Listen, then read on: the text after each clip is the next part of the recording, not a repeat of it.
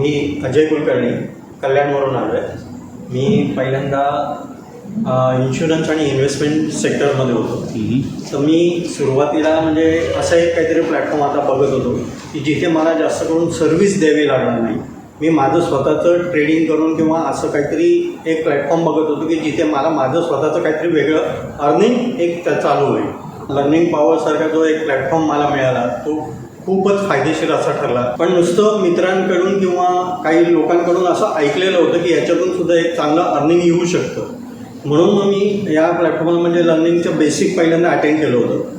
त्यावेळेस असंच मार्च महिना असा काहीतरी होता. त्या मार्च महिन्यामध्ये पहिल्यांदा अटेंड केलं आणि माझं जे आधीचं फील्ड होतं त्याच्यातलं माझं इयर एंडिंग चालू होतं, त्यामुळे मी एवढं सिरियसली घेतलं नव्हतं.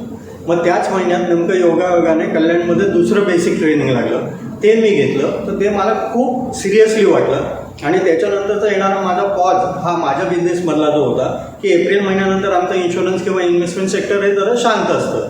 तर त्यात मला असा फायदा होऊ शकला की मी माझं लेवल 1 आणि लेवल 2 ही अटेंड केली. पण लेवल 1ला मला खूप ट्रिगर असं झालं की त्याचं बेसिक म्हणजे तुमचं सेल्स स्टॉक कसं लावावा किंवा टेक प्रॉफिट कसं घ्यावं, या गोष्टी बेसिक ज्या MT5मध्ये आपल्याला फार आवश्यक आहेत त्या सगळ्या गोष्टी कळाल्या.